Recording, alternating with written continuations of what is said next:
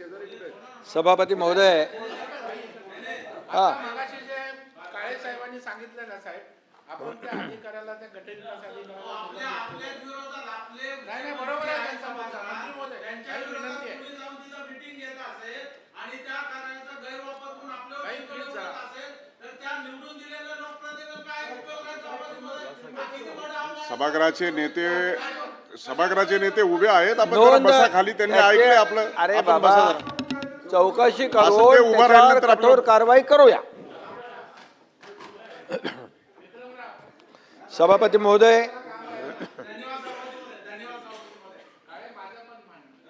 अंतिम आठवडा प्रस्तावावरील चर्चेमध्ये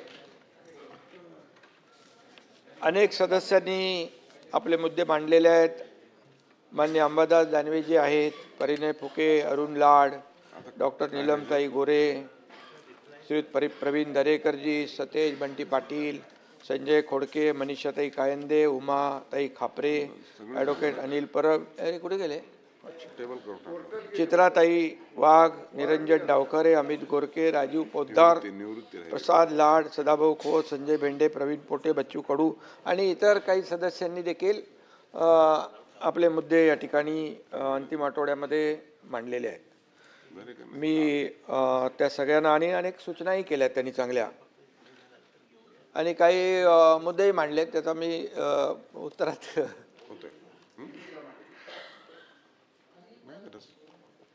सर्व सन्माननीय सदस्यांचं सभापती महोदय मी आभार मानतो.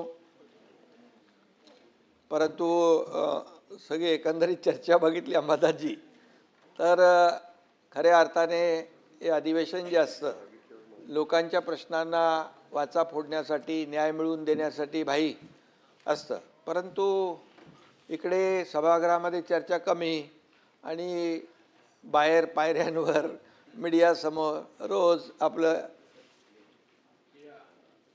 काय शिव्या शाप ते सुरू होतं. ठीक आहे, 4 वर्षापासून ते आम्ही ऐकतोय. परंतु विरोधक आता काय त्याच्यामध्ये मी तसं काय वाईट कोणाला बोलत नाही, माझा तो स्वभाव नाही आहे. परंतु गोंधळलेला आणि भरकटलेला असा विरोधी पक्ष या ठिकाणी पाहायला मिळाला सभागृहामध्ये. तुम्ही जरी संख्येने आमच्यापेक्षा कमी असलात तरीसुद्धा भुजबळ साहेब एकटेच होते सभागृहामध्ये. अख्खा सभागृहामध्ये ते लोकांच्या प्रश्नावर आणि समस्यांवर वाचा फोडायचे आणि आपण ते माहीत आहे आपल्याला. त्यामुळे आमच्याकडे बहुमत असलं, आमच्याकडे सत्ताधारी पक्षाकडे जास्तीची संख्या असली तरीसुद्धा लोकशाहीमध्ये विरोधी पक्षातल्या सदस्यांना देखील आम्ही त्यांचं ऐकून घेणारे आहोत, त्यांचं समस्यांवर तोडगा काढणारे आहोत. त्यामुळे आपण तशा प्रकारची चर्चा करायला पाहिजे होती अशी अपेक्षा होती. परंतु खोटे नाटे आणि बिनबुडाचे आरोप जे काही या ठिकाणी केले गेले ते खरं म्हणजे त्याची खंत आहे. खरं म्हणजे या सभापती महोदय आपलं अधिवेशन सुरू झालं त्यावेळेसच आपण पाहिलं की पाऊस पुढे गेला होता, दुष्काळाचं संकट आपल्यावर होतं आणि शेवटच्या आठवड्यापर्यंत देखील आपण तशीच परिस्थिती पाहत होतो. शेतकऱ्यांनी पेरणी करावी नाही करावी, दुबार पेरणीची वेळ येऊ नये, अशा प्रकारच्या सगळ्या चर्चा महाराष्ट्रामध्ये कृषी विभागाच्या माध्यमातून, सन्मान्य सदस्यांच्या माध्यमातून सुरू होता. धरणांनी देखील तळ गाठला होता, त्याची देखील आपण चित्रही पाहिली महाराष्ट्रातल्या. आणि पिण्याच्या पाण्याला देखील आपण प्राधान्य दिलं, पाणी कपात केली. अशा सगळ्या ज्या काही हे आपल्याला कराव्या कसरत लागल्या. परंतु सुदैवाने 1 जुलैपासून पाऊस सक्रिय झाला आणि आपण सगळ्यांनी सुटकेचा निश्वास सोडला. आता देखील मान्सूनच्या प्रगतीवर दररोज कॅबिनेटमध्ये आढावा घेतोय आपण. दररोजचा डे टू डे अधिकारी जे आहे संबंधित ते देखील अधिकारी आढावा घेत आहेत. मुंबई, पुणे, रायगड, नाशिक, पालघर इथं अपेक्षेपेक्षा जास्त पाऊस सभापती महोदय पडला. आपण पाहिलं की त्या ठिकाणी पाऊस जास्त पडल्यामुळे नुकसानही झालं, पण विदर्भ आणि मराठवाड्यात अजून पुरेसा पाऊस झाला नाही, ही देखील चिंतेची बाब आहे. आणि मग अल निनोमुळे या सगळ्या गोष्टी ज्या आहेत मान्सूनसारख्या नेहमीप्रमाणे नाही आहेत, ही वस्तुस्थिती आहे. आणि त्यामुळे हवामान खात्याने देखील जो इशारा दिला आहे त्याप्रमाणे सरकार प्रत्येक गोष्टीवर बारीक लक्ष ठेवून आहे. पावसाळी अधिवेशन मध्ये या ठिकाणी पावसावर चर्चा देखील होणारच साहजिक आहे. परंतु या ठिकाणी शेतकऱ्यांच्या पिकांचा प्रश्न असेल, पिण्याच्या पाण्याचा असेल, जनतेच्या सुरक्षेचा असेल, शहरातल्या दैनंदिन व्यवस्थेचा असेल, या सगळ्यात ज्या काही बाबी आहेत या विषयावर बोलताना वास्तव मांडलं पाहिजे होतं. आणि काय फॅक्च्युअल पोझिशन काय, तथ्य काय, हे देखील महाराष्ट्रातल्या जनतेसमोर विरोधी पक्षाकडून आणणं अपेक्षित होतं. परंतु विरोधासाठी केवळ विरोध करू नये असं आपण नेहमी म्हणतो, आणि तर ते काही या ठिकाणी दिसून आलं नाही. पावसाचं देखील राजकारण भरपूर झालं आणि वस्तुस्थिती आहे, या पावसामुळे अनेक दुर्घटनाही घडलेल्या आहेत. चेंबूर येथे शाळकरी मुलाचा दुर्दैवी मृत्यू झालेला आहे. कुर्ल्यात ठाण्यात झाड पडून दोघांचा मृत्यू झाला. साकी नाक्यामध्ये मॅनहोलमध्ये देखील पडून एक दुर्दैवी घटना झालेली आहे. मानखुर्दमध्ये देखील चाळ कोसळून दुर्दैवी मृत्यू झाले. या घटना सगळ्या आपल्या सगळ्यांनाच वेदना देणाऱ्या आहेत आणि याचं समर्थन कोणी करू शकत नाही. आणि यासाठी सरकार देखील म्हणून आपण उत्तरदायी आहोत. या दुर्घटनामधल्या मृतांच्या नातेवाईकांच्या प्रती मी देखील सहवेदना, आपल्या सगळ्यांच्याच आहेत त्या सहवेदना या ठिकाणी व्यक्त करतो. पिंपरी चिंचवड मधली ती डेपोची घटना देखील दुर्घटना सभापतीमध्ये तिथे देखील एक झालेली आहे. तिथे देखील काम सुरू आहे. परंतु या ठिकाणी पावसाळ्यातल्या या घटना ज्या आहेत, या घटना आपण जर पाहिल्या गेल्या काही वर्षामधल्या, तर ग्लोबल वॉर्मिंग आणि क्लायमेट चेंजमुळे या ठिकाणी खूप मोठ्या प्रमाणावर निसर्गाचं चक्र पूर्ण बदललेलं आहे. हे वस्तुस्थिती नाकारता येणार नाही. मी अध्यक्ष सभापती महोदय, 1981 ते 2000 दरम्यान मुंबईत सरासरी 2385 मिलीमीटर पाऊस पडायचा. गेल्या 25 वर्षात तो 15% वाढून 2672 मिलीमीटर पाऊस झाला. कमी कालावधीमध्ये जास्त पाऊस कोसळण्याचं प्रमाण जे आहे आणि प्रकार वाढीस लागलेले आहे. सुदैवाने नाशिकमध्ये ढगफुटी होणार पण ती सुदैवाने झाली नाही. त्यामुळे या सर्व ह्याच्यामध्ये जे काही आणि मुंबईमध्ये देखील पूर्ण मान्सूनमध्ये सीझनमध्ये जेवढा पाऊस पडतो त्याच्या 25% पाऊस भाई या आठवड्याभर पडला. 25% पूर्ण सीझनमध्ये पडणारा पाऊस फक्त गेल्या आठवड्याभरामध्ये झाला. 6 जुलैला विक्रमी पाऊस, अतिवृष्टीचा प्रचंड तडाखा देखील आपण पाहिलेला आहे. आणि अशा परिस्थितीमध्ये जनजीवन विस्कळीत होणं हे स्वाभाविक आहे. आणि म्हणून सरकारने देखील या संकटाला आपल्या सगळ्या प्रशासकीय यंत्रणांनी सज्ज राहून अनेक ठिकाणी आपण वेळीच पावलं टाकल्यामुळे अनेक ठिकाणी मोठी होणारी दुर्घटना टळलेली आहे. साताऱ्यामध्ये 90, पालघरमध्ये 1261, पुण्यात 568, रायगडमध्ये 1032, रत्नागिरीत 30, ठाण्यात 66, नाशिकमध्ये 298, एकूण 3318 नागरिकांना सुरक्षित ठिकाणी हलवण्याचं काम सभापती महोदय आपल्या शासनाने यंत्रणेने केलेलं आहे. आपत्ती व्यवस्थापन कक्षाने सचेत या प्रणालीद्वारे 16 कोटींपेक्षा जास्त SMS पाठवून पूर्वसूचना देण्याचं देखील या ठिकाणी काम केलेलं आहे. मुंबईमध्ये 4 NDRF पथकं तैनात आहेत. पालघर, ठाणे, रायगड, रत्नागिरी, सिंधुदुर्ग, सातारा, कोल्हापूर, सांगली, नांदेड, नाशिक आणि गडचिरोली, नागपूर आणि पुणे इथं 15 NDRF आणि 8 SDRF पथकं या ठिकाणी तैनात आहेत. अनेक लोकांनी अनेक प्रश्न या ठिकाणी उपस्थित केलेले आहेत की एवढं सगळं होऊन देखील आपण सरकारने काय केलं, सरकारने काय केलं, पण सरकारने काय केलं ते मला सांगण्याची आवश्यकता आहे. आणि त्याचबरोबर आषाढी वारी सुरू होते. आपले लाडके वारकरी देखील त्यांचे पावसामुळे हाल झालेले आहेत, ही वस्तुस्थिती आहे. पूर आणि मुसळधार पावसामुळे आळंदी येथे रस्ते, पाणीपुरवठा योजना, पथदिवे सगळंच स्वच्छतागृह वाहून गेली. बाई ताबडतोब मला जेव्हा माहिती मिळाली तर ते नगरविकास विभागाच्या अंतर्गत ती नगर परिषद आहे, ताबडतोब त्या CO आणि कलेक्टरनी सांगितल्यानंतर 10 कोटी रुपयांचा तात्काळ त्यांना निधी आपण रिलीज केला. बोले अत्यावश्यक बाबी आहे आणि तिथं आपले सगळे वारकरी आहेत त्यांची गैरसोय होऊ नये म्हणून ती कामं युद्ध पातळीवर त्या ठिकाणी सुरू झालेली आहेत.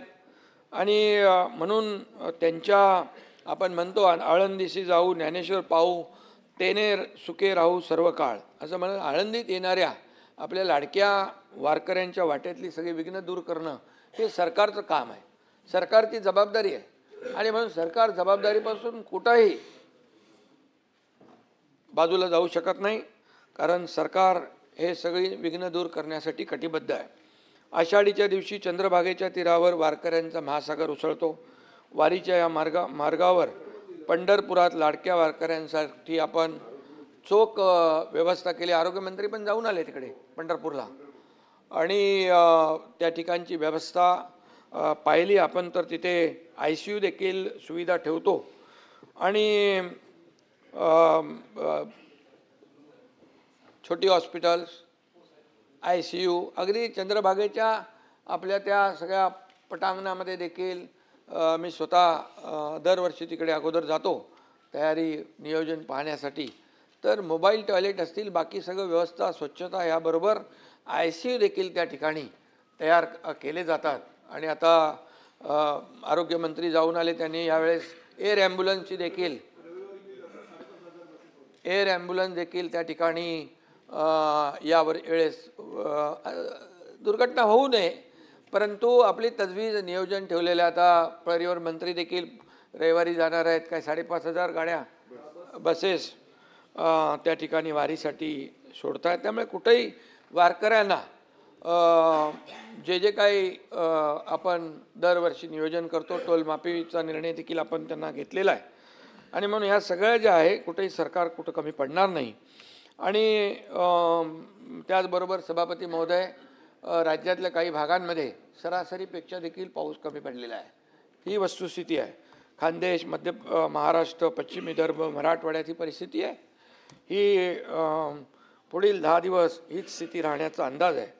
त्यामुळे शेतकऱ्यांनी काही ठिकाणी पेरणी केलेली आहे आणि जवळपास 50-55% पेरणी झालेली आहे. आणि त्यामुळे शेतकऱ्यांची चिंता साहजिक आहे. परंतु शेतकऱ्यांना आपण नेहमी शेतकऱ्यांचं सरकार म्हणतो, शेतकऱ्यांनी चिंता करू नये, शेतकऱ्यांना वाऱ्यावर सोडणार नाही असं नेहमी आपण सांगत असतो.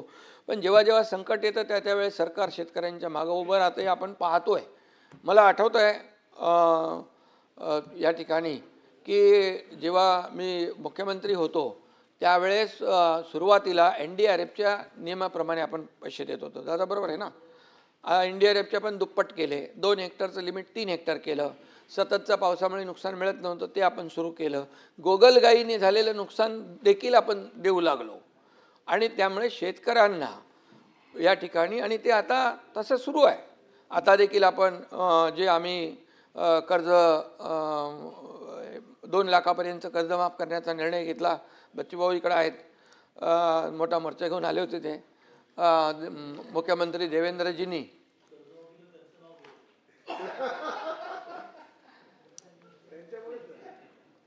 ते एक अंदर की बात आहे. मी CM साहेब, देवेंद्रजी आणि अजितदादा आम्ही तिघं मग ते का ठिकाणी तिथं चर्चा केली आणि तो निर्णय घेतला, कमिटी झाली आणि त्याचं पुढचा निर्णय जो आहे मुख्यमंत्री महोदयांनी आपल्या अर्थसंकल्पीय अधिवेशनामध्ये या ठिकाणी जाहीर केला. त्यामुळे 36,000 कोटी रुपये पाटील साहेब 56 लाख लोकांना शेतकऱ्यांना मिळणार आहेत. त्यामुळे हे सगळे आकडेवारी जी आहे जी मी बोलतो आहे, आतापर्यंत मोबदला म्हणून 4 वर्षामध्ये 15,000 कोटी रुपये इतर माध्यमातून 6,000 रुपये आपण शेतकऱ्यांना, जसं केंद्र सरकार प्रधानमंत्री महोदय मोदीजी 6,000 रुपये वर्षाला देतात, तसं आपलं सरकार देखील 6,000 रुपये देतं.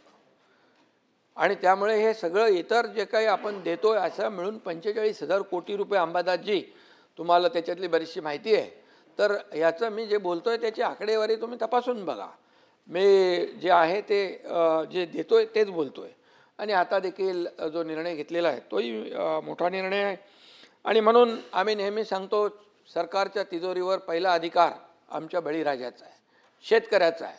आणि शेतकऱ्याचा असल्यामुळे या ठिकाणी शेतकऱ्याला कधीही वाऱ्यावर सोडलं जाणार नाही, ही विश्वास आपण या ठिकाणी बाळगा. आमच्यासाठी आमचा अजेंडा सत्ता खुर्ची नाही आहे. आमचा अजेंडा आहे सर्वसामान्य माणूस त्याच्या आयुष्यामध्ये काय बदल घडवता येईल आणि काय केलेलं आहे आम्ही. आज महाराष्ट्रामध्ये मी पुढे येतो त्याच्यावर. तुम्ही हसलात तरी तुम्हाला ते मान्य करावं लागेल की गेल्या 4 वर्षामध्ये या सरकारमध्ये काय काय केलेलं आहे. पायाभूत सुविधा असतील, त्याचबरोबर या कल्याणकारी योजना असतील, या आपल्या समोर आहेत. आणि त्यामुळे आज आपण पाहिलं की फार मगाशी मी म्हणालो ग्लोबल वॉर्मिंग, क्लायमेट चेंज अतिशय म्हणजे ग्लेशियर वितळायला लागलेत. या ठिकाणी समुद्राची लेवल वाढायला लागलेली आहे. अगदी ढगफुटीसारखा बदाबद पाऊस पडतो आहे. आणि त्यामुळे हे सगळं जे आहे, याप्रमाणे युरोपामध्ये तर उष्णतेच्या लाटा आहेत. मध्ये ते टी व्हीत बघितलं, ते रेल्वेचे रूळ असे वाकडे तिकडे झालेले आहेत. एवढं प्रचंड जे आहे सभापती महोदय, हे जो काही निसर्गाचा लहरीपणा आहे त्याचा आपला अंदाज घेऊनच आपल्याला या सर्व पुढच्या बाबी ज्या नियोजन आहे ते आपल्याला केलं पाहिजे. परंतु अंबादासजी, यामध्ये मी आपल्याला सांगतो, हे जे निसर्ग आहे आणि निसर्ग जो आहे त्याच्यासमोर आपल्याला आपण किती काय केलं तरीसुद्धा आपण टेंगणे आहोत. परंतु निसर्गाचा तडाखा कमी जाणवेल, जीवितहानी कमी होईल, यासाठी आपला प्रयत्न असला पाहिजे आणि तो केला आहे. परंतु काही जसं पावसामध्ये बेडकं डराव करतात, तसं राजकीय बेडकं देखील डराव करायला लागले. आणि 25 वर्ष या मुंबई महापालिकेमध्ये मिलिंद जी आहे तिकडं 25 वर्ष मुंबई महापालिकेमध्ये सत्ता असताना या ठिकाणी काय परिस्थिती होती आपल्याला माहीत आहे. आपण सगळे साक्षीदार आहोत. आणि मी काय खोटं बोलणार नाही, मी का कोणावर म्हणजे चुकीच्या पद्धतीने हे करणार नाही. तर दररोज या मुंबईच्याबद्दल, महाराष्ट्राच्याबद्दल जे रोज बाहेर ऐकतोय, सभागृहामध्ये खाली ऐकतोय, इथे ऐकतोय, ज्या टीका ज्या पद्धतीने करतायत त्या तथ्य तर असलं पाहिजे, खरं तर असलं पाहिजे. आमची एवढीच माफक अपेक्षा आहे. आणि म्हणून काय झालं तुम्हाला माहीत आहे यापूर्वी देखील. आता मी ते राजकारणामध्ये जाऊ इच्छित नाही, परंतु एक उदाहरण मी मिलिंदजी तुम्हाला सांगू इच्छितो. तुम्हाला माहीत आहे, तुम्ही साक्षीदार आहेत. 26 जुलै 2005 26 जुलै 2005ला ते अतिवृष्टीचं दृश्य आठवा. या ठिकाणी बाळासाहेबांच्या बद्दल कोणतरी बोलत होते इकडे. अरे बाळासाहेबांना एकटे सोडून 5 स्टार हॉटेलला कोण गेलं सांगा बरं.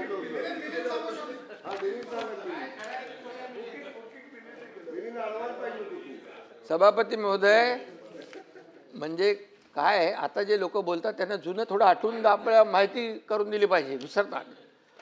आणि म्हणून वारे ताज ते कुठे होतं ते माहिती आहे आपल्याला. आणि म्हणून मी आपल्याला एवढंच सांगतो की आम्ही सत्तेत असो नसो, जनतेच्या सेवेमध्ये सदैव असतो. मग तुमचं कोल्हापूरचा पूर असू द्या, महालक्ष्मी एक्सप्रेस, दादा इकडे बसलेले आहेत, महालक्ष्मी एक्सप्रेस, सातारा सांगली महाड चिपळूण, या सगळ्या पुरामध्ये आपण पाहिलेलं आहे. सरकार म्हणून असेल किंवा आपली जबाबदारी म्हणून असेल, आम्ही कुठेही मागचा पुढचा कधी विचार केला नाही. इर्शाळगडची घटना आपल्याला माहीत आहे. तेव्हा मी मुख्यमंत्री होतो, मला वाटतं अधिवेशन चालू होतं त्यावेळेस. अधिवेशन सोडून आम्ही गेलो, हे माझ्यावर मंत्री लोक होते. मला म्हणाले इर्शाळगडवर काय जाता येणार नाही, म्हणजे फार धोकादायक आहे. पण मी त्यांना सांगितलं मी जात नाही आहे, तुम्ही आता जा, मी पण जातो आहे. परंतु मी आपल्याला सांगतो, मी SP आणि कलेक्टरच्या गाडीमध्ये आम्ही तिघंच निघालो आणि तिघं सभापतीमध्ये येसाळवाडीत पोचलो आम्ही. तिकडे गिरीश महाजन पण वरती होते, ते सारखे सांगत होते इकडे येऊ नका, भयानक रस्ता असा आहे आणि तसा आहे, हे सगळं सांगत होते. ते म्हणजे काळजीपोटी सांगत होते. परंतु आपल्याला मी सांगतो, मी का गेलो भाई, त्या ठिकाणी आपले NDRF, आपले अग्निशमक दलाचे जवान, एक अग्निशमक दलाचा जवान जो जात होता हार्ट अटॅकने त्याचा मृत्यू झाला. आणि तिथं मोठ्या प्रमाणावर ढिगारा उपसायचा होता, पाऊस होता, वादळ होता, तिथे धुकं होतं. कसं काम करणार ते लोक?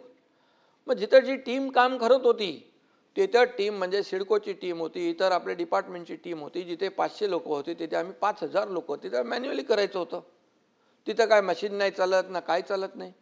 तिथली गेल्यानंतर परिस्थिती भयानक होती. एकीकडे जे मृत्यू झाले होते त्यांना खाली आणू शकत नाही, तिथंच खड्डे खणत होते त्यांचा तो विधी करण्यासाठी. अशा ठिकाणी देखील आम्ही गेलो. सांगण्याचा उद्देश असा आहे, तुम्ही लोक पण सगळं आपण एकच आहोत. तुम्ही पण कुठे दुर्घटना झाली तर धावून जाता, तिथं मदत करता लोकांना.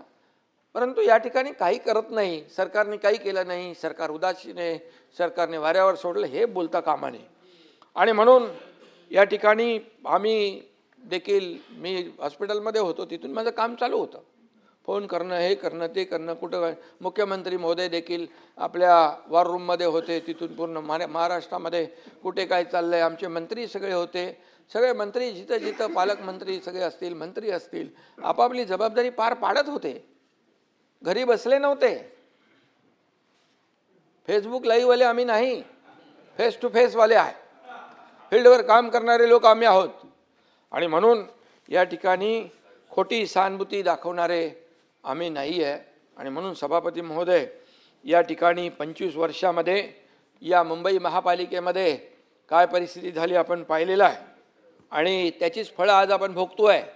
जे कामं 25 वर्षापूर्वी व्हायला पाहिजे ती, मी मुख्यमंत्री झाल्यानंतर पहिलं त्याचं काही निर्णय STP साधे नव्हते.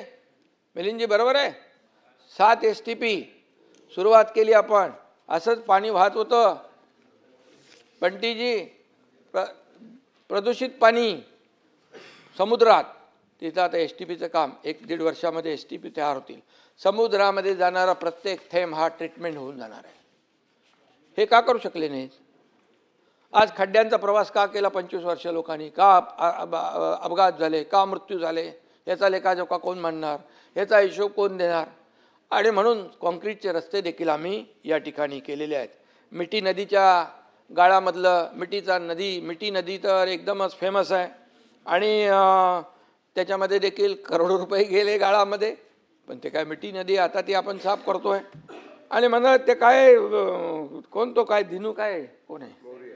हां, गणपती बाप्पा मोर्या बोलायचं नाही, काम द्यायचं दिनू मोर्याला. आता दिनू कहा गया पता नाही मिळेल.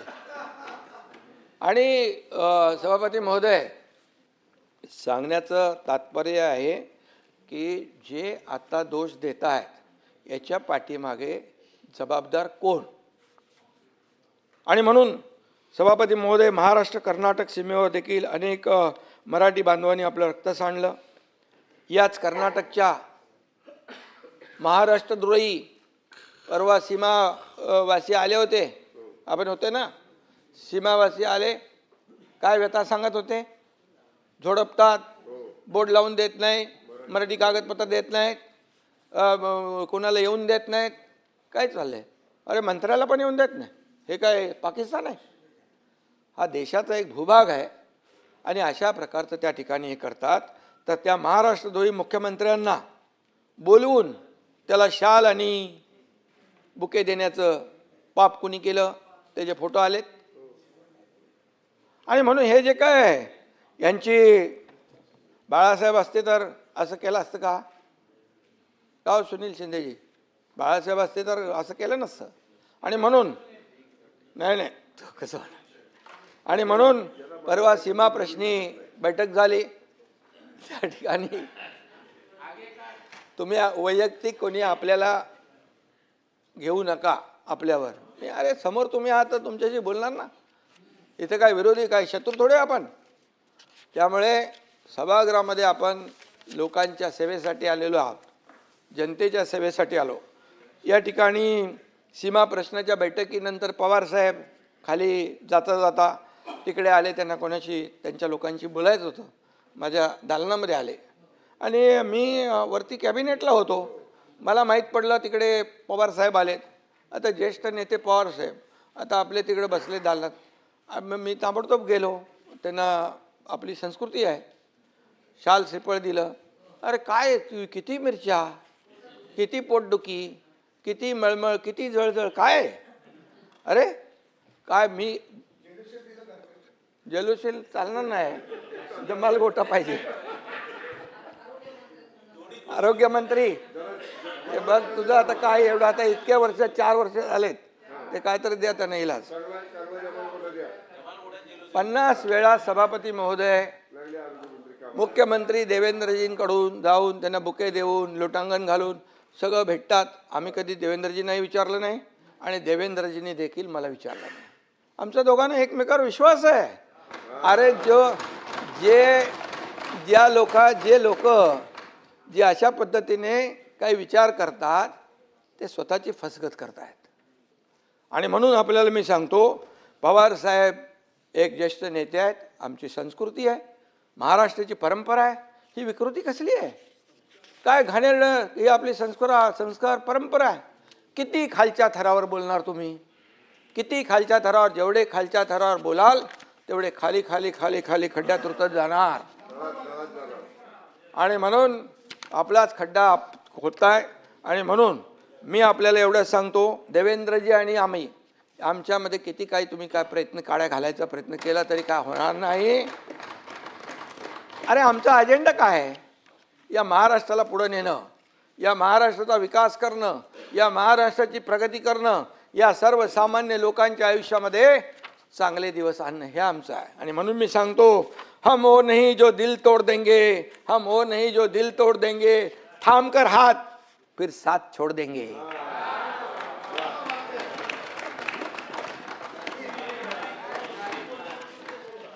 पानी की तरह ये दोस्ती हमारी, पानी की तरह दोस्ती हमारी, कोई कितना भी चाहे हम जुदा नहीं होंगे.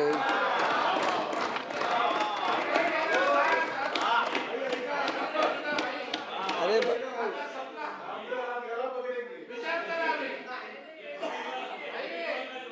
काही लोक आहेत ना, मनामध्ये त्यांच्या उकळ्या फुटतात. अरे ह्यांच्यामध्ये काहीतरी चालू नाही. आम्ही रोज एकमेकांशी बोलतो, एकमेकांशी संपर्क असतो आमचा. कुठे काय झालंय, कुठे काय करायचं आहे, हे सगळं आहे. आमचा अजेंडा स्वार्थ नाही, आमचा अजेंडा परमार्थ आहे. लोकांना मदत करणं आमचा अजेंडा आहे. आणि म्हणून कालपर्यंत सभापती महोदय राम भक्तांना हरामखोर म्हणणारे आज रामरक्षा म्हणू लागलेत.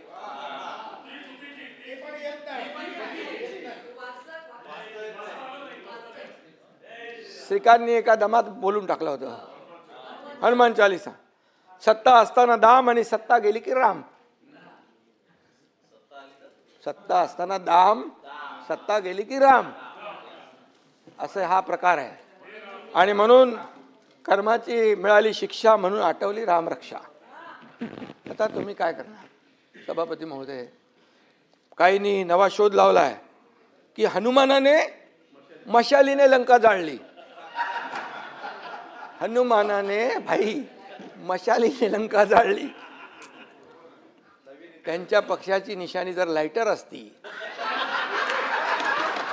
म्हणाले असतील लायटरने लंका जाळली.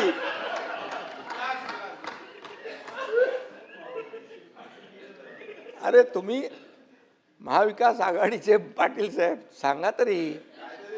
आता रामानंद सागरला परत ते रामायण सांगायला लावू का? अरे याच्यामध्ये अंबादास एकदम त्याला पूर्ण इतिहास माहित आहे. आणि म्हणून काय बोलतील याचा नेम नाही. आणि मी नेहमी सांगतो, जो राम का नहीं वो किसी काम का नहीं. आता त्यांना कळलंय आणि म्हणून ही उपरती सुचलेली आहे.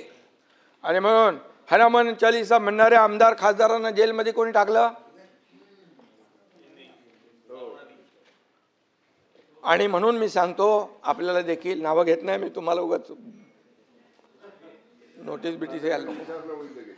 हा संध्याकाळी विचारणं होईल कसं जाऊ घेतलं तुमचं. नहीं, म्हणजे ऐसे लोगों से रखना दूरी जिनके मुंह में राम और बगल में छुरी. इसलिए मैं बता रहा हूं. सही है, सही है. अयोध्येमध्ये राम मंदिरामध्ये जे झालं,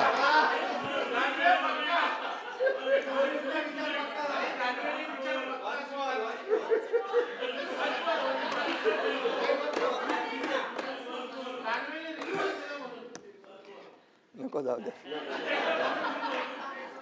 अयोध्येत राम मंदिरामध्ये जे झालं त्याचं कोणी समर्थन करू शकत नाही. राम भक्तांना अतिशय वेदना झालेल्या आहेत आणि यावर कठोर चौकशी, कठोर कारवाई होते आहे. मोदीजी आणि योगीजी कुणालाही सोडणार नाहीत. ते जेलमध्ये तुरुंगात खडी फोडायला पाठवल्याशिवाय राहणार नाही. परंतु मी आपल्याला आठवण करू देऊ इच्छितोय की जे टीका करतायत त्यांच्या सहकाऱ्यांनी सिद्धिविनायकाच्या मंदिरामध्ये दानपेटी लुटण्याचं पाप केलं, तेव्हा चौकशीचे आदेश का दिले नाहीत? का दिले नाहीत? मी बोलतोय त्याच्यावर पुरावा म्हणून बोलतोय. हे बघा, हे बघा, सिद्धिविनायक मंदिरात अनागोंदी कारभार आणि याच्यामध्ये म्हटलंय सिद्धिविनायकाला धोके आणि तिकडे खोके. ते मी नाव घेत नाही. हे बघा, ही बातमी आहे, हे मी बोलत नाही आहे. मनसेचे किल्लेदार यांनी प्रेस कॉन्फरन्स घेऊन हे त्यावेळेस हे केलेलं आहे. ही वस्तुस्थिती आहे, मी खोटं बोलणार नाही. आणि सिद्धिविनायकाच्या दानपेटीवर डल्ला मारणं हे आपलं हिंदुत्व आहे का? सावरकर यांना माफीवीर म्हणणाऱ्यांच्या मांडीवर बसणं हे आपलं हिंदुत्व आहे का? बाळासाहेबांचे विचार तोडून मोडून टाकणे हे आपलं हिंदुत्व आहे का? साधूंची हत्या झाली तेव्हा मूग गिळून बसणं हे आपलं हिंदुत्व आहे का? मतांसाठी दहशतवाद्यांना प्रचार सभेत फिरवणं हे आपलं हिंदुत्व आहे का? निवडणुकीत पाकिस्तानचे झेंडे नाचवणं हे आपलं हिंदुत्व आहे का? अरे भाई, हा, मुंबईत पण मुंबईत झालंय. तो एक कुठला मजा हे होता तो, कुठली ती कोणाची ती होती ना, ती सजवली ती खबर नाही नाही, इथं मुंबईमध्ये याकूब मेमन. आणि म्हणून मी एवढंच सांगतो, मतांसाठी एवढ्या खालच्या पातळीवर जाणं किती योग्य आहे? सभापती महोदय, इथं मतांसाठी जनाब बाळासाहेब ठाकरे असं लिहिलेलं कॅलेंडर तयार करून वाटण्याचं काम आणि त्याला समर्थन करण्याचं काम कुणी केलं असेल एवढ्या थराला? आणि तुम्ही काय आता हिंदुत्व आम्हाला शिकवताय? हिंदुत्व आम्हाला शिकवताय? विचारात हिंदुत्व या परपसे या, आचरणात हिंदुत्व, नमस्कार, संस्कारात हिंदुत्व, मगाशी तुमची आठवण काढली मी. श्वासात हिंदुत्व, हृदयात हिंदुत्व आणि रक्ताच्या कणाकणात हिंदुत्व सभापती महोदय असावं लागतं. हिंदुत्व हे काय टी शर्ट आहे का बदलायला? कधी काढला कधी बदलला असं नाही होत. आणि म्हणून या ठिकाणी विधानसभेत देखील हिंदुत्व स्वीकारलं, हिंदुत्वावर बोललो, ही आमची चूक झाली असं म्हणणारे देखील या सभागृहाने पाहिलेले आहेत. त्यामुळे मी आपल्याला एवढंच सांगतो की आम्ही बाळासाहेबांचे विचार घेऊन पुढे चाललोय, त्याच्यामध्ये काही तडजोड नाही. आणि म्हणून जे आपण बोलतो त्याचं पुढं मागे वळून पाहिलं, आत्मपरीक्षण केलं, तर नक्की या सगळ्या ज्या काही चुका आहेत ते आपल्या लक्षात येतील. सभापती महोदय, मिसिंग लिंकवर देखील खूप चर्चा या ठिकाणी झाली. अनेकांनी प्रश्न उपस्थित केले. काही लोक म्हणाले मिसिंग लिंक अख्खा कोसळला. काही लोक म्हणाले याच्यात एवढे पैसे खाल्ले. मी सांगतो, मिसिंग लिंक हा इंजिनिअरिंग मार्वल आहे. आज आपल्या सगळ्यांना अभिमान असला पाहिजे. ठीक आहे, ती दरड आली वरून आणि त्यांनी ती कमान जी आर्च आहे, ती आर्च जी आहे ती खाली आली. टनेलला, मिसिंग लिंकला एकाही पैशाचा धोका झाला नाही. ताबडतोब साफसफाई झाली. मी अनिल गायकवाड यांच्या संपर्कात होतो, वसईकरच्या संपर्कात होतो आणि वाहतूक सुरूही झाली. त्यामुळे काही लोकांनी जे काही एवढं आकाश तांडव एक केलं की मिसिंग लिंक बघा, एवढा मोठा मिसिंग लिंक, सगळ्या जाहिरातबाजी झाली, क्रेडिट घेतलं मुख्यमंत्र्यांनी, एकनाथ शिंदेनी आणि पडला. अरे मिसिंग लिंक पडला का त्याची कमान पडली, किमान याची तरी तपासणी करून माहिती घेऊन तर बोलायला पाहिजे होतं. मिसिंग लिंक एवढा विक्रमी पाऊस होऊन देखील मिसिंग लिंकला परब साहेब कशाचाही धोका नाही. आणि जगातला सगळ्यात रुंद असलेला हा टनेल आहे. तो लोणावळा लेकच्या खाली 1000 मीटर खालून जातोय. आणि जो वायाडक्ट आहे हा देशातला सगळ्यात उंच वायाडक्ट आहे. तिथे बघा खोल दरी किती आहे, काय चॅलेंजेस होते. तिथल्या ज्या अधिकाऱ्यांनी हे बनवलेलं आहे त्यांना अभिनंदन केलं पाहिजे. त्यांचं चॅलेंजिंग जॉब होता. कितीतरी लोक काम सोडून गेले. हवा एवढी तेज हवा यायची, त्या हवेच्या झोकामध्ये काम करता येत नव्हतं.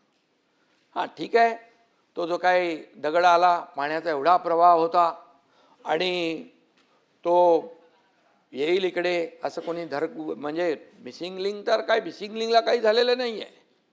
मिसिंग लिंक आता गाडी तुम्ही पाटील साहेब तिकडून गेला असाल ना, आता चालू झाला आहे तो, आता जाणार तुम्ही तिकडून, त्यामुळे तो चालू आहे.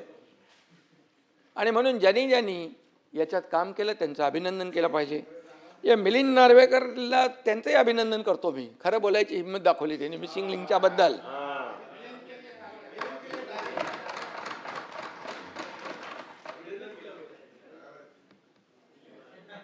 एक ध्यान में रखो, सत्य परेशान हो सकता है लेकिन सत्य पराजित नहीं हो सकता है. आणि म्हणून मी त्यांनी ट्विट केलं, पण काय लोक ट्विट करत होते, ठीक आहे. पण एक मी दुःख या गोष्टीचं आहे की हे जे काही आपल्या प्रकल्पांची बदनामी करणं, ही का आमची बदनामी नाही, सरकारची बदनामी नाही, मुख्यमंत्र्यांची बदनामी नाही आहे. परब साहेब, ही आपल्या राज्याची बदनामी आहे. आज या मिसिंग लिंकला पाहण्यासाठी देशातून नाही विदेशातून लोक येत आहेत.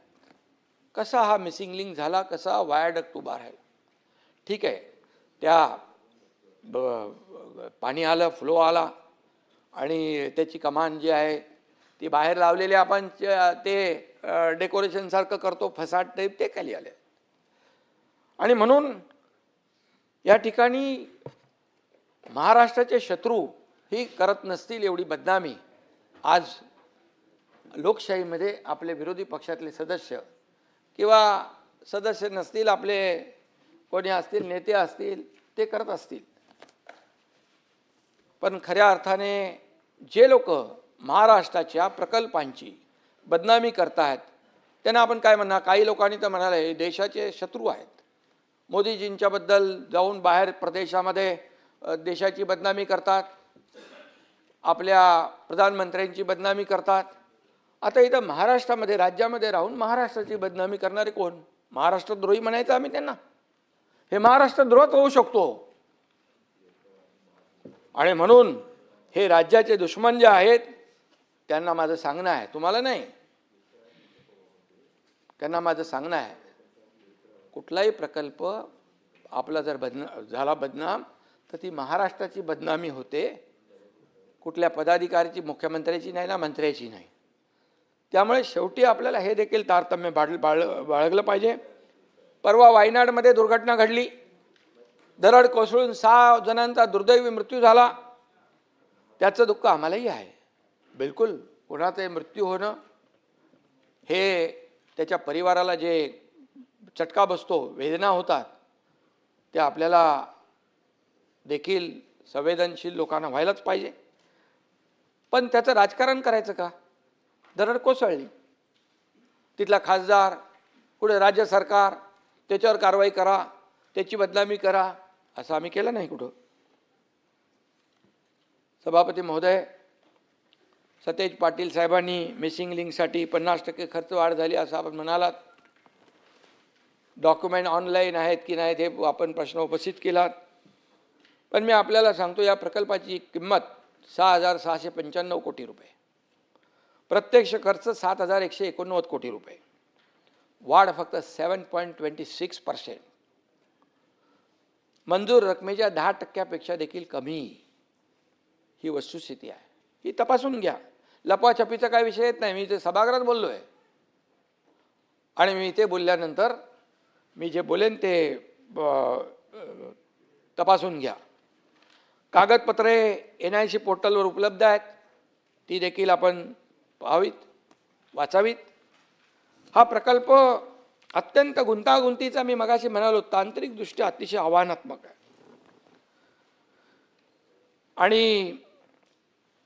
आणि म्हणूनच मिसिंग लिंकची खरी परिस्थिती आपण पाहिली तर मला वाटतं, थोडी माहिती घेतलीत तर आपल्याला याच्यातलं चॅलेंज काय, आव्हान काय हे आपल्याला कळेल.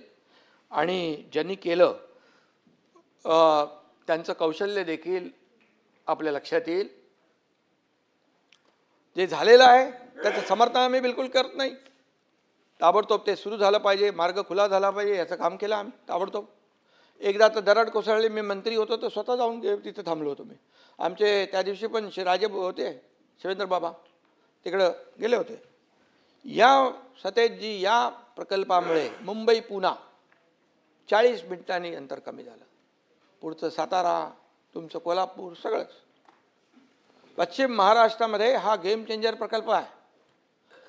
दर दिवशी 1 कोटी रुपयाचं इंधन वाचतंय, प्रदूषण वाचतंय, वाहतूक कोंडी वाचते आहे.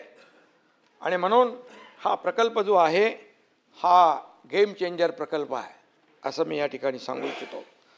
सभापती महोदय, हा रस्ता जो आहे मुंबई पुण्याचा, जेव्हा मुंबई पुणे हा द्रुतगती मार्ग झाला, गडकरी साहेबांनी केला त्यावेळेस, बाळासाहेबांच्या संकल्पनेतून, त्यावेळेस देशातला हा ॲक्सेस कंट्रोल पहिला रस्ता होता. आणि मुंबई पुणे हा ॲपडाऊन लोक रोज करू लागले. IT पार्क वाढले, सर्व्हिस इंडस्ट्री वाढली, मोबाईल इंडस्ट्री वाढली, तिकडे रिअल इस्टेट बूम झाला, किती प्रगती झाली. एक रस्ता काय करू शकतो. आणि आता या मिसिंग लिंकमुळे देखील त्याच्यामध्ये आणखी फायदा होईल आणि मग या सगळ्या क्षेत्राला त्याचा फायदा होईल. आणि म्हणून मी एवढंच सांगतो की ज्यांनी हे काम केलं आहे त्यांना सल्यूट केला पाहिजे. आणि ज्यांनी आरोप केलेत त्यांच्याबद्दल देखील मी एक सांगू इच्छितो की इल्ज़ाम लगाने से पहले आईना देखा होता, इल्ज़ाम लगाने से पहले आईना देखा होता, सच की रोशनी में अपना चेहरा भी नजर आया होता. सच्चाई बघा, सत्य बघा, पण डोळ्यावर टिकेची झापडं बांधल्यानंतर काय कळणार, काय कळणार. आणि म्हणून सत्सद विवेक बुद्धीची जी लिंक आहे तीच मिसिंग झाली तर आम्ही काय करू शकत नाही. कनेक्टिंग लिंक 24 तासात सुरू झाली, पण विरोध करणाऱ्यांची लिंक 24 वर्ष उघडते की नाही माहीत नाही. ठीक आहे, जाऊ द्या. मागे अटल सेतूच्या बाबतीमध्ये असंच केलं. अरे अटल सेतू उखडला उखडला उखडला उखडला.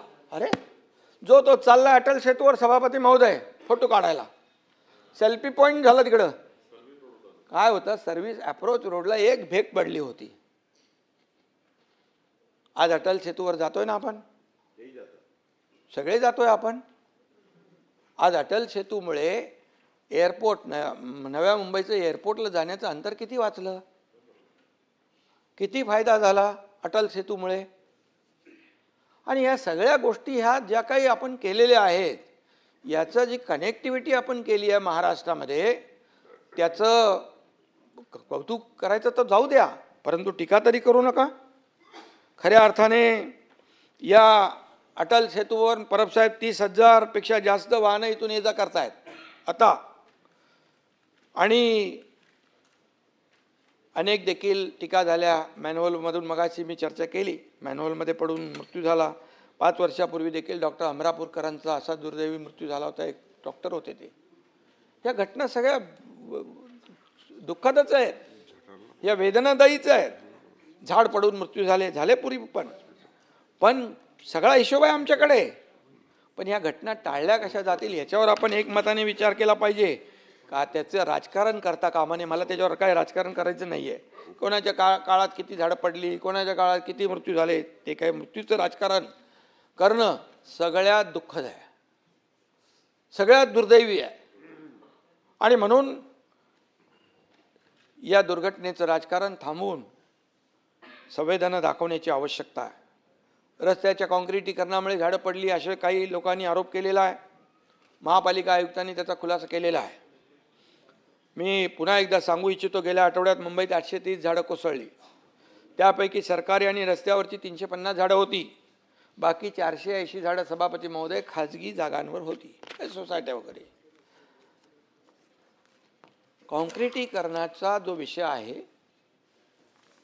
काही ठिकाणी नक्की असू शकतं, परंतु आपण जे आता काँक्रिटीकरण जे इतके वर्ष झालं नव्हतं, 2 फेजमध्ये 6,500 कोटीचं काँक्रिटीकरणाला मंजुरी दिली, त्याच्यामध्ये सॉकपीट देखील ठेवायला सांगितलेले आहेत.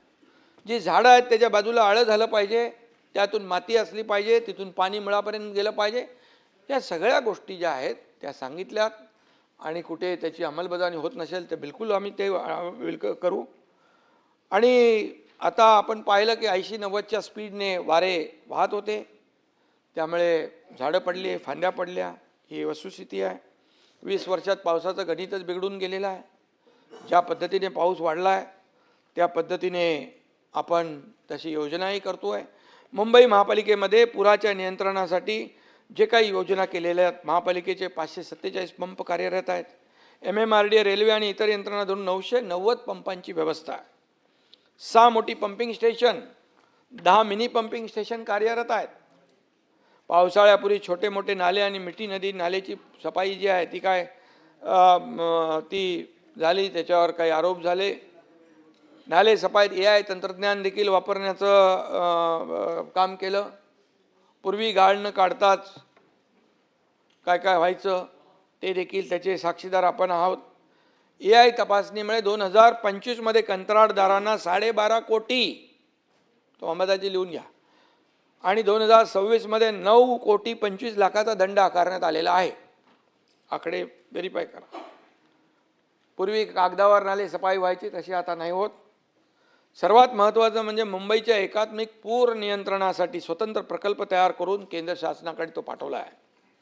13,000 कोटींच्या प्रकल्पाला केंद्र सरकारने तत्वतः मान्यता दिलेली आहे. यामुळे सभापती महोदय, शहरातील 370 हॉटस्पॉट दूर होतील.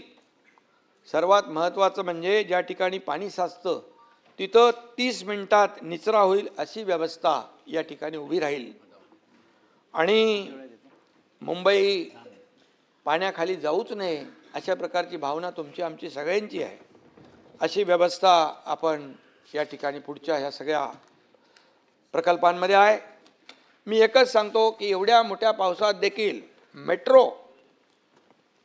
कुठलीही मेट्रो बंद झाली नाही. मेट्रो तपासून घ्या. आणि गेल्या पावसामध्ये जे काही अनुभव आले ते दुरुस्त केले यावेळेस. आणि पावसामुळे होणारं नुकसान हे कमी करण्याचा, त्याचा जो काही प्रभाव आहे तो कमी करण्याचा प्रयत्न BMC, मुंबई महापालिका, राज्य सरकार नेहमीच करते आहे. पण आता यापूर्वी फक्त मलमपट्टी व्हायची, आता मलमपट्टी नाही, कायमस्वरूपी त्याच्यावर तोडगा झाला पाहिजे, कायमस्वरूपी त्याच्यावर काम झालं पाहिजे. सभापती महोदय, मुंबईतील रस्त्यांची एकूण लांबी 2050 किलोमीटर आहे. मेगा सीसी रोड प्रकल्पाअंतर्गत आतापर्यंत 575 किलोमीटर काम पूर्ण झालं आहे. आजच्या घडीला मुंबईतले कॉन्क्रीट रस्त्यांची एकूण लांबी 1775 किलोमीटर आहे. 138 किलोमीटरचं काम सध्या प्रगतीपथावर आहे. हे पूर्ण झाल्यानंतर शहरामध्ये 1913 किलोमीटर कॉन्क्रीटचे रस्ते असतील. आणि या सीसी रोड प्रकल्पाच्या फेज 1ची कामं जवळपास 80% पूर्ण झालेली आहेत. ती कामं डिसेंबर 2026 पर्यंत पूर्ण करण्याचं नियोजन आहे. काही बॅकलॉग असेल तो देखील भरून काढला जाईल. फेज 2 73% झाला आहे. ती मे 2027 पर्यंत पूर्ण होतील करण्याचं नियोजन आहे. कॉन्क्रिटीकरणामुळे सभापती महोदय दरवर्षी खड्डे दुरुस्तीवर होणारा खर्च कमी झाला आहे. 2018-19 मध्ये 243 कोटी खर्च होता खड्डे भरणीवर. 2024 मध्ये तो 164 कोटींवर आला. तर 2025 मध्ये तो 97 कोटींवर आलाय. आणि 2026 मध्ये हा खर्च अंदाजे 45 कोटींवर येण्याचा अंदाज आहे. रस्त्यांची कामं पूर्ण झाल्यानंतर हा खर्च अगदी कमी होऊन जाईल. त्यानंतर पुढच्या 25 वर्ष तरी 20 ते 25 वर्ष या रस्त्यांना खड्डे पडणार नाहीत. या रस्त्यांवर दुरुस्तीला खर्च करावा लागणार नाही. ही वस्तुस्थिती आहे. आणि मग यापूर्वी आम्ही जे आता आरोप करतायत, मग यापूर्वी डांबरामध्ये दरवर्षी रिपेरिंग करतात त्याच्यावरचा पण हिशोब काढला आम्ही. किती पैसे खर्च झाले.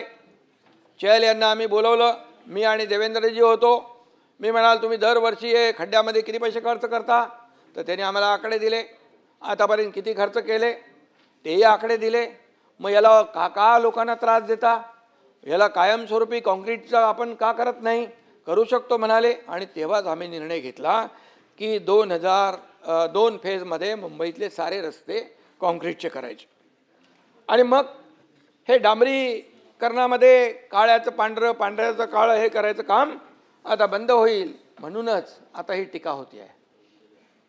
मुंबईकरांचा प्रवास सुकर झाला पाहिजे हे पाहण्याचं काम आम्ही करतोय. आणि म्हणूनच डांबर खाणाऱ्यांचं मी नाही म्हणणार, परंतु कॉन्क्रीटच्या रस्त्यामुळे पोटात दुखायला लागलेलं आहे. परंतु आज आमच्यावर ज्यांनी भ्रष्टाचाराचे आरोप केले, सरकारवर भ्रष्टाचाराचे आरोप केले, इथेही केले, बाहेर केले, सगळीकडे केले, पण कोविडसारख्या महामारीत देखील ज्यांनी फक्त पाकिटमारी केली ते कुणाचं काम आहे. याचा निषेध करणार नाही आपण. कोविड रुग्णांची खिचडी खाल्ली, मापात पाप केलं, ऑक्सिजनमध्ये पैसे काढले, बॉडी बॅगमध्ये देखील पैसे काढले, कोविड सेंटर खोटी उभी केली, डॉक्टर काय bogus, doctor bogus, nurse bogus, patient bogus. नाही खिचडी तर मापात पाप केलं ते. ही वृत्ती काय भाई. ही वृत्ती काय. कशामध्ये पैसे घेतले पाहिजे.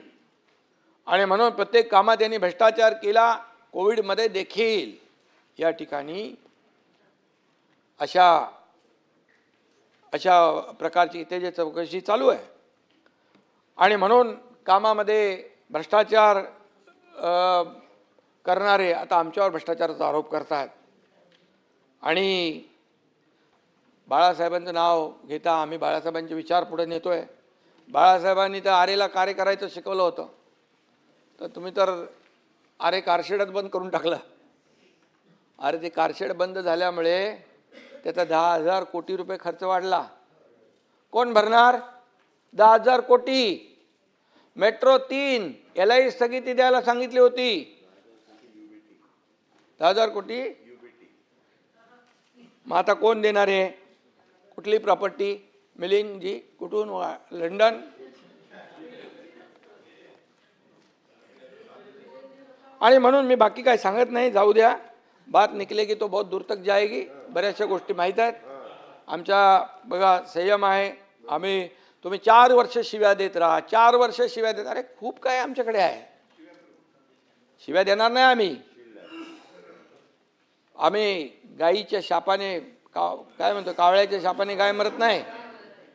परंतु ही वस्तुस्थिती आम्हाला लोकांसमोर आणण्याला भाग पाडू नका. बस, खूप माझ्याकडे सगळं आहे. आणि म्हणून मेट्रोचा प्रकल्पाचा फायदा लाखो लोक मुंबईकर घेत आहेत. 450 किलोमीटरपैकी 101 किलोमीटरचं नेटवर्क प्रवाशांच्या सेवेत दाखल झालेलं आहे. सभापती महोदय, ही महामुंबईची नवी लाईफलाईन आहे. आज फेजमध्ये आपण मेट्रो पूर्ण करतोय. मेट्रो 3 मधून देखील लाखो लोक प्रवास करत आहेत. मोदीजींनी त्याचं लोकार्पण केलं.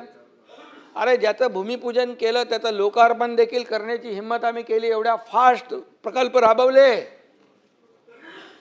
आणि तेव्हा आम्ही फक्त आणि फक्त या ठिकाणी लोकांची सेवा लक्षात ठेवली. दररोज तब्बल 10,22,000 प्रवासी AC मेट्रोने प्रवास करतायत. 10 लाख लोकांचा दररोज सरासरी 1 तास वाचतोय. तेवढा वेळ ते आपल्या कुटुंबाला देत आहेत. तेवढा वेळ अगोदर ते ऑफिसमध्ये जात आहेत. तेवढा वेळ इफिशियन्सीने काम करतायत.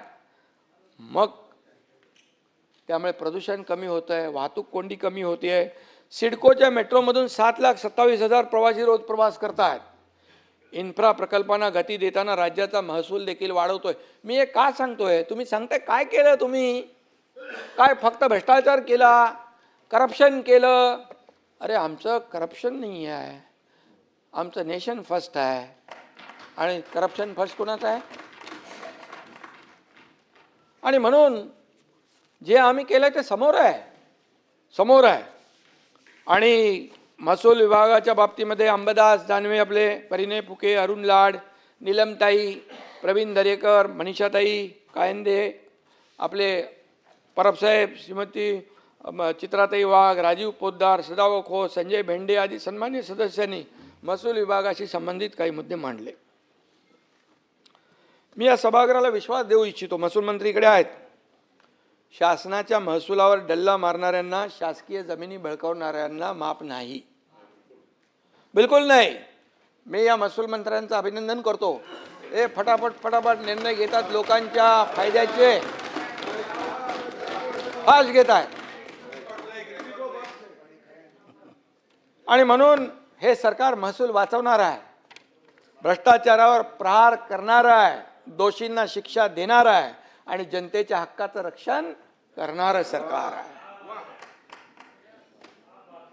अरे, आमचा खुला किताब आहे. काय तपासा कधी चोपडी ओढून.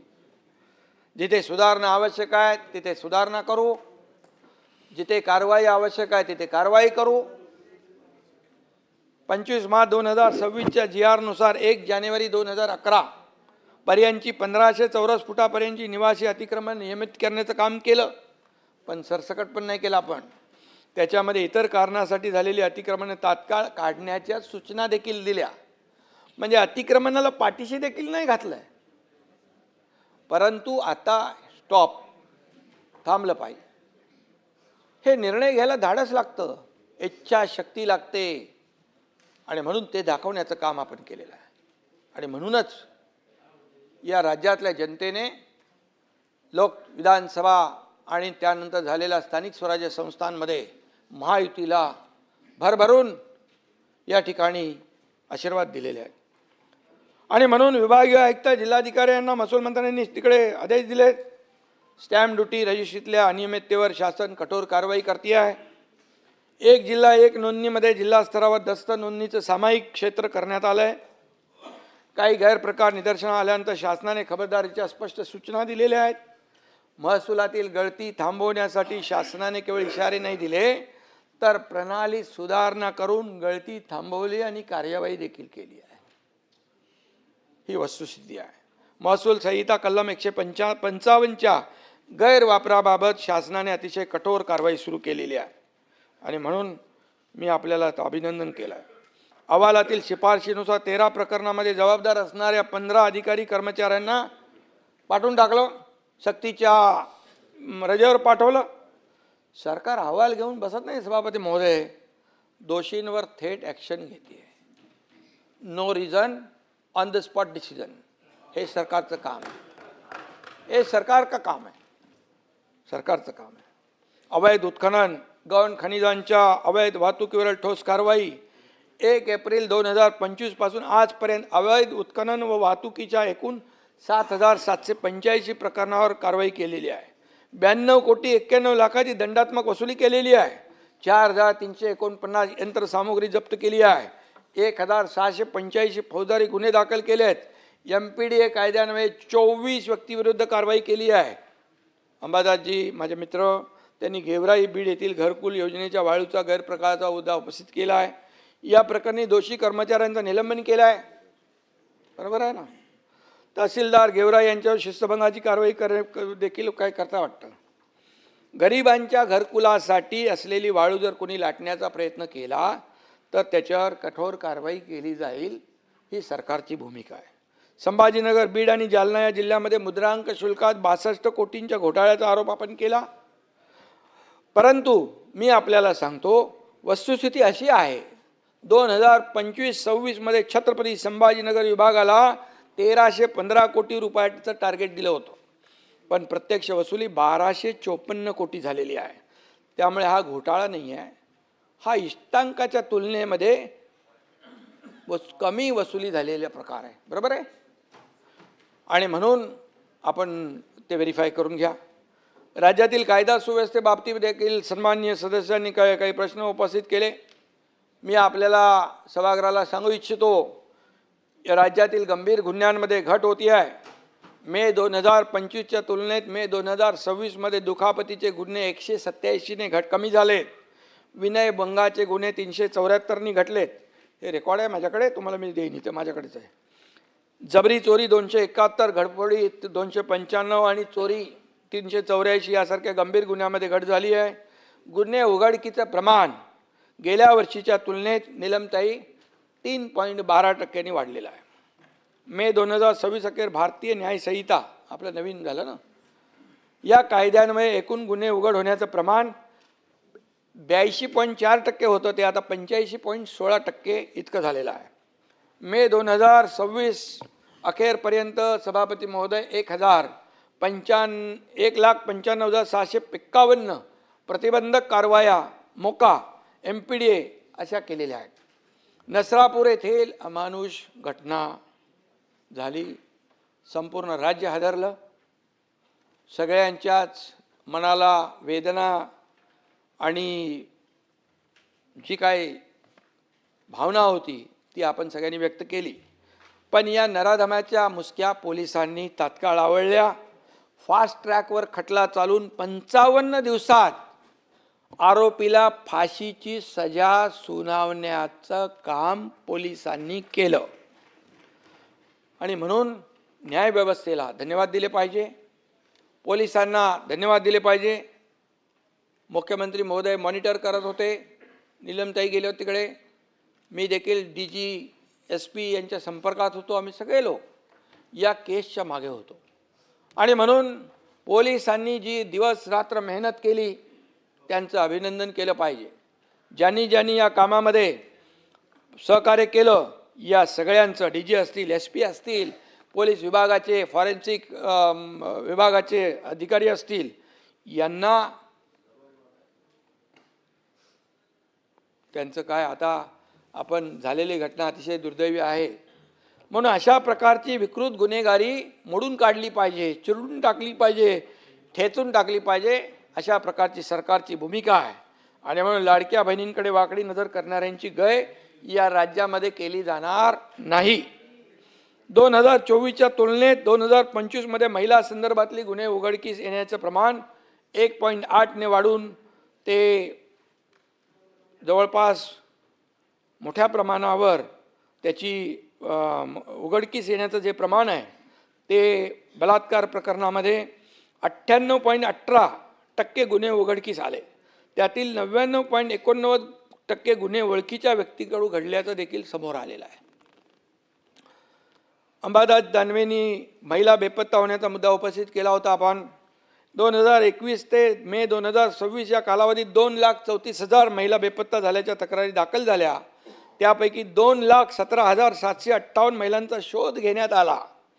तर याच काळात 72,000 मुलं बेपत्ता झाल्याच्या तक्रारी होत्या. त्यापैकी अंबादासजी 69,000 मुलांचा शोध घेण्यामध्ये पोलिसांना यश आलं.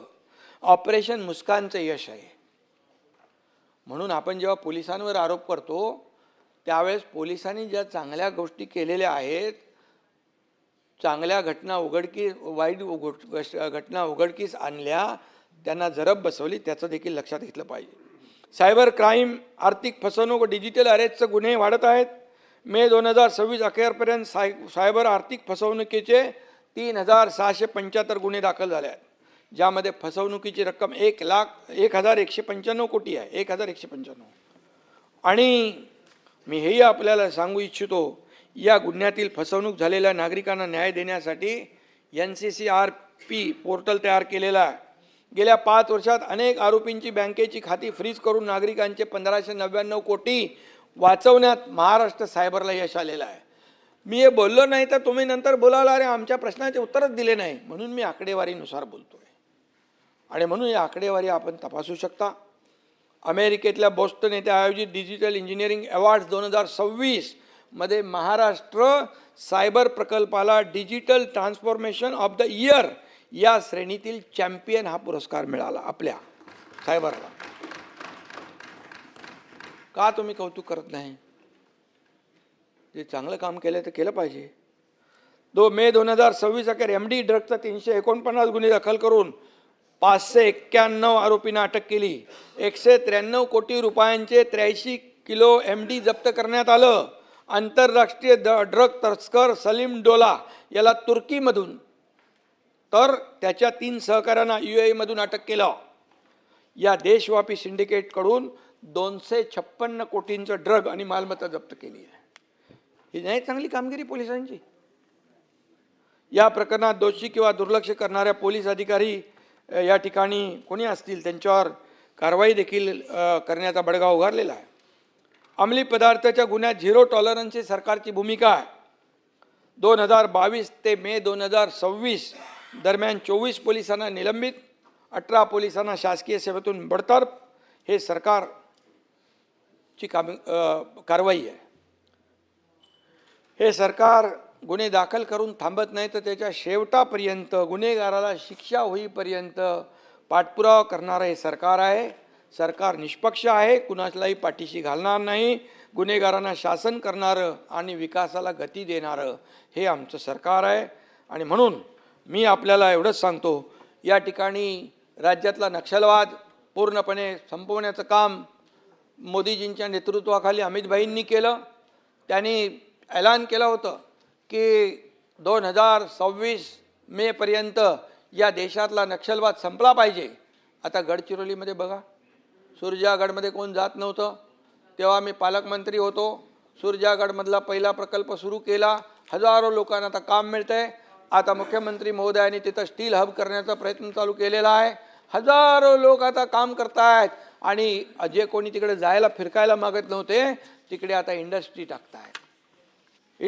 ही अचिव्हमेंट नाही आहे का? ही अचिव्हमेंट नाही आहे का? त्यावेळेस मी स्वतः म्हणालो की सुरजागडमध्ये प्रकल्प चालू करायला कंपनी तयार आहे, पण सरकार त्याला पूर्ण सपोर्ट करत नाही, कारण नक्षलवाद्यांची भीती. मी त्यावेळेस म्हणालो, सरकार नक्षलवाद्यांना घाबरत असेल तर हे सरकार कामाचं नाही. त्यावेळेस मी म्हणालो होतो. आणि वेळ पडली तर मी स्वतः तिकडे जाऊन तो कारखाना सुरू करीन. आणि मदाजी तो कारखाना सुरू झाला, आज तो सुरू आहे. आणि आता मुख्यमंत्री आणखी त्याचं तिकडचं गडचिरोलीमध्ये इथं अशीच पण आहे. आणि आता एक पूर्ण वातावरण बदलून गेले. मग नक्षलवाद संपवल्यामुळे विकासाला चालना मिळालेली आहे, याचं कौतुक करायला नको? हे आपलं राज्य प्रगतीपथाकडे चाललं आहे. आणि म्हणून मी आपल्याला एवढं सांगतो, सिंचनापासून इन्फ्रास्ट्रक्चर प्रकल्पापर्यंत सगळ्यामध्ये स्पीड ब्रेकर घालण्याचं काम कोणी केलं? आम्ही सरकारमध्ये यायच्या अगोदर 2 सिंचन प्रकल्पांना फक्त मान्यता दिली होती. माझ्या मुख्यमंत्रीपदाच्या कारकिर्दीत 125 आणि देवेंद्रजी आता त्यांच्या मार्गदर्शनाखाली जवळपास 250च्या पुढे आम्ही गेलोय. सिंचनाचे प्रकल्प मान्यता दिले. मराठवाडा वॉटर ग्रीड बंद करून टाकलं. मुख्यमंत्र्यांनी 2014-19 मध्ये झालेली जलयुक्त शिवार योजना बंद केली. आम्ही सुरू केली ती. अंबादाजी मराठवाडा वॉटर ग्रीड पाहिजे आपल्याला, जलयुक्त शिवार योजना पाहिजे, शेतकऱ्यांसाठी पाहिजे. मग हे का कशासाठी? समृद्धी महामार्ग खोडा, धारावीचे पुनर्वसनमध्ये खोडा, याच्यामध्ये बुलेट ट्रेनमध्ये खोडा, हे सगळे खोडा आम्ही खोडून टाकले. स्पीड ब्रेकर हटवून टाकले. स्पीड ब्रेकर मी नेहमी म्हणतो त्यावेळच्या लोकांचा पाय होता ब्रेकवर, आमचा पाय आहे ॲक्सिलेटरवर. आणि त्यामुळे तुम्ही त्या पद्धतीने जे आपण जातो आहे, विकासाला गती देतो आहे. आणि म्हणून आपल्या अहंकारापोटी केंद्र सरकारने किती पैसे दिले? अरे 10 वर्षामध्ये 12 लाख कोटी रुपये मोदीजींनी दिले. UPA सरकारच्या काळात 10 वर्षात 2 लाख होते. मग का आपण महाविकास आघाडीच्या वेळेस केंद्र सरकारकडे का आपल्या महाराष्ट्रासाठी पैसे नाही मागितले? का कमीपणा वाटला? का अहंकार? हा अहंकार बाजूला ठेवायचा असतो. राज्याचं हित डोळ्यासमोर ठेवून काम करायचं असतं. आणि म्हणून परवा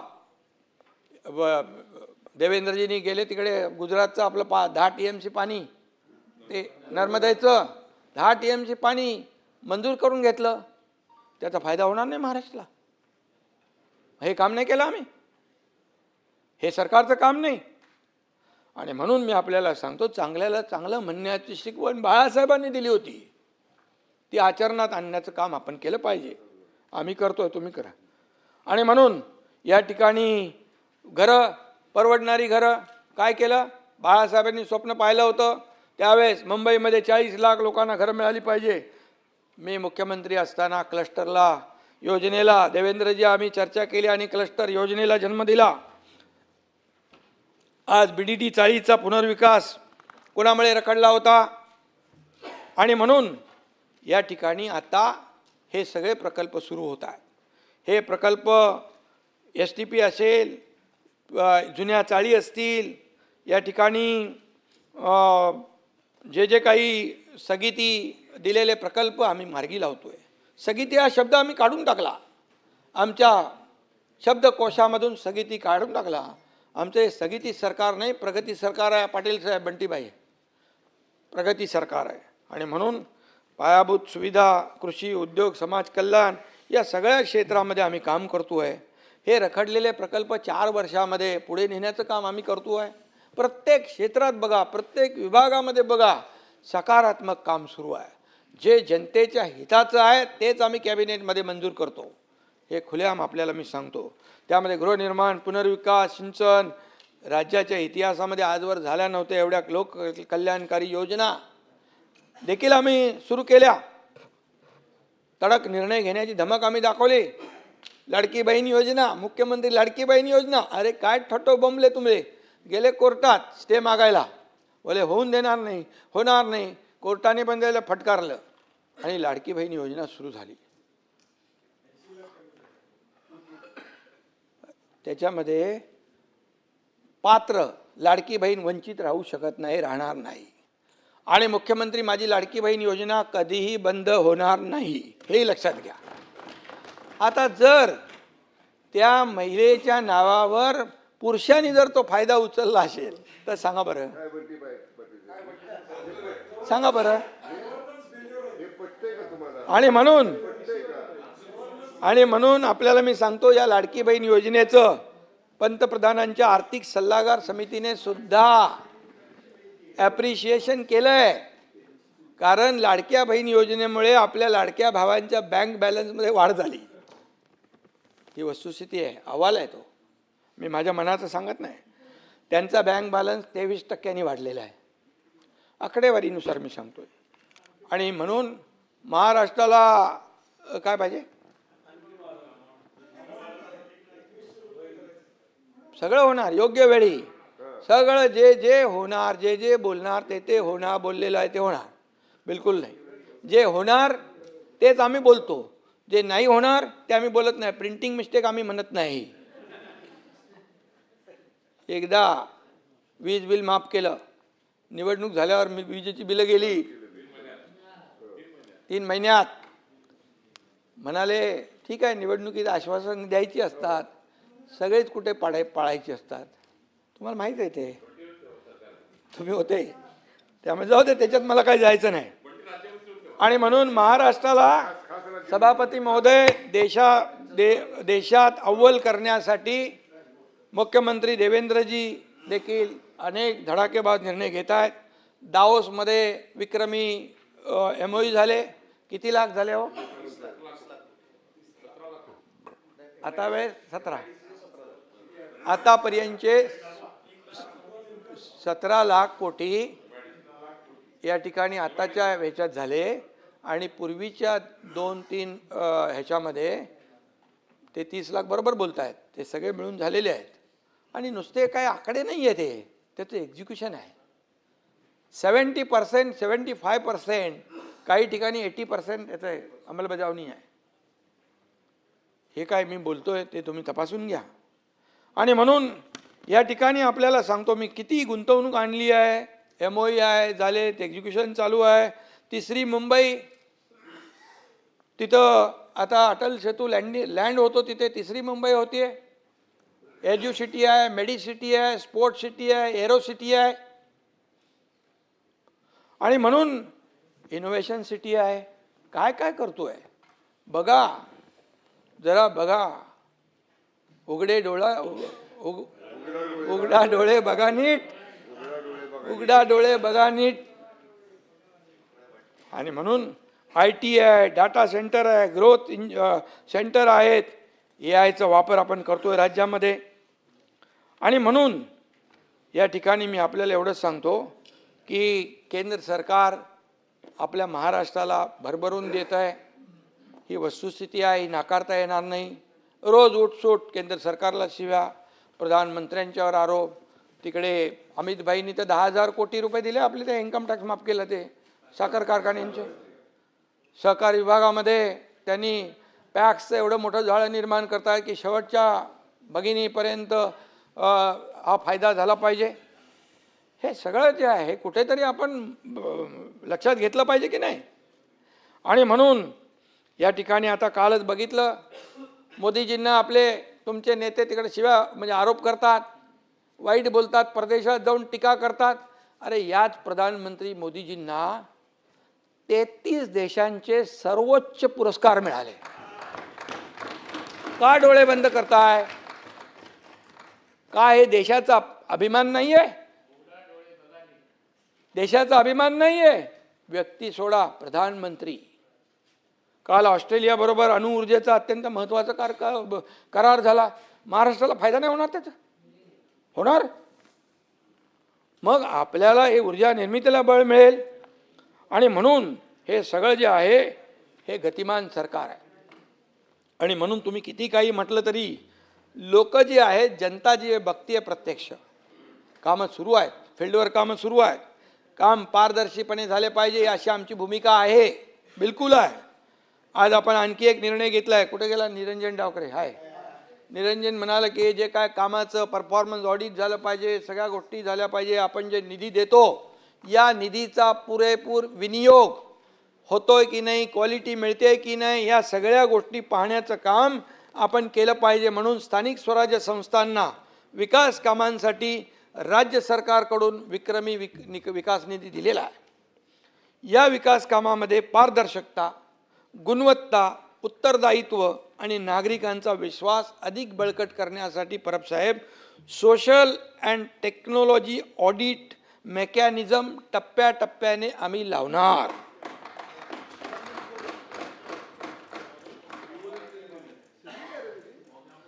विकास कामांचे आर्थिक तांत्रिक प्रशिक्षण आणि कामाची क्वालिटी एवढेच नाही तर proper standards, time bound completion, physical progress, नागरिकांना मिळणाऱ्या सुविधांचा इम्पॅक्टचे स्वतंत्र ऑडिट होणार सभापती महोदय. हे सगळं पारदर्शकतेचं काम आहे. या प्रक्रियेमध्ये geo tagging, GIS mapping, AI ॲनालिसिसचा वापर होईल.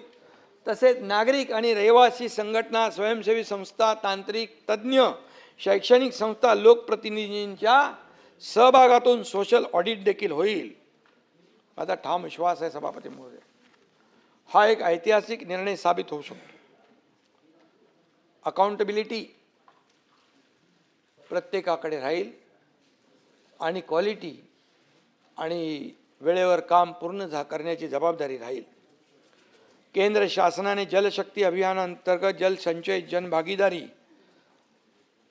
व कॅच द रेन 2026 या राष्ट्रव्यापी अभियानाची घोषणा केलेली आहे. सर्व स्थानिक स्वराज्य संस्थांमध्ये त्याची प्रभावी अंमलबजावणी केली जाईल. सभापती महोदय, याद्वारे पर्जन्य जल संधारण, भूजल पुनर्भरण, जलाशयांचं पुनरुज्जीवन, जलसंवर्धनाबाबत जनजागृती आणि लोकसहभाग वाढवला जाईल. त्या अनुषंगाने सर्व नागरी स्थानिक स्वराज्य संस्थांना विशेष जनजागृती अभियान राबवलं जाईल. जलसंवाद कार्यक्रम राबवला जाईल. कॅच द रेन मोहिमेद्वारे व्यापक प्रचार केला जाईल आणि जलसंवर्धनाशी संबंधित कामांचं उद्घाटन, लोकार्पण, तलाव पुनरुज्जीवन, हरित क्षेत्र विकास तसेच आवश्यकतेनुसार स्पंज पार्क विकसित करण्याचे निर्देश दिलेले आहेत. पावसाचा प्रत्येक थेंब अडवा, जिरवा आणि जपा हा संदेश जनतेपर्यंत पोहोचवण्याचं काम महाराष्ट्र सरकार जल सुरक्षित व जल समृद्ध करण्यासाठी शासन करेल, अशा प्रकारचं या ठिकाणी मी सांगू इच्छितो. त्याचबरोबर एक राहून गेलं माझं, एक मूळ मुंबईकरांना हक्काचं घर मिळावं हे बाळासाहेबांची संकल्पना होती. आपल्या पुनर्विकास प्रकल्प मार्गी लावण्यासाठी आपल्याला काही ठोस निर्णय घेण्याची आवश्यकता होती आणि त्याचबरोबर मुंबईमध्ये डोंगर माथ्यावर जिथे लँडस्लाईड होतं त्या ठिकाणच्या लोकांना पण आपल्याला तिथून काढून शिफ्ट करून हक्काची घरं देण्याचा देखील निर्णय आपल्या सरकारने घेतलेला आहे. म्हणजे बाजूला असलेली SRA योजना, क्लस्टर योजना, त्यामध्ये तिथल्या लोकांना समाविष्ट करून घेणे आणि त्यांना घरं देणे, अशा प्रकारचं नियोजन देखील आपण करतोय. आणि आपल्याला मी अगदी थोडक्यामध्येच सांगतो की किती मोठे प्रकल्प आता जे रखडले होते 20-25 वर्ष, ते रखडलेले प्रकल्प आपण मार्गी लावतोय. गोरेगावचा मोतीलाल नगर पुनर्विकास प्रकल्पाचा प्राथमिक मास्टर प्लॅन तत्वता मंजूर करून त्याला LOI दिला आहे. अंधेरी जुहू गल्ली 27,000 घरं, रमाबाई आंबेडकर नगर 17,000 घरं, अभ्युदय नगर 3,410 कुटुंब, त्याचबरोबर GTB नगर 1,200 कुटुंब, यामध्ये त्याचबरोबर कामाटीपुरा 8,800 सदनिकांचा पुनर्विकास प्रक्रिया जी गेल्या अनेक वर्ष रखडली होती ती आपण मार्गी लावतोय. तिथल्या आमच्या माता भगिनी ज्या आहेत त्यांचं देखील क्वालिटी लाईफ त्यांना मिळालं पाहिजे. त्यांना मान सन्मान आदर, त्यांचा जीवनमान बदललं पाहिजे, यासाठी आपण प्रयत्न करतोय. SVP नगर, त्याचबरोबर ही सगळी जी काही घरं आहेत, आता जी घरं 300 फूट नाही, काही ठिकाणी तर 1,000 फूट आहेत, 1,500 फूट आहेत, मोठी पण घरं आहेत. नामजोशी BDD चाळीचा महत्त्वाकांक्षी प्रकल्प देखील सुरू होतोय. परंतु काही हे प्रकल्प रखडल्यामुळे जो मुंबईकर मुंबईच्या बाहेर फेकला गेलेला आहे, अगदी इकडे वसई, विरार, नालासोपारा, इकडे कल्याण, डोंबिवली, अंबरनाथ, बदलापूर, वांगणीपर्यंत गेलेला मूळ मुंबईकर पुन्हा मुंबईमध्ये आणण्याचं काम सरकार केल्याशिवाय राहणार नाही.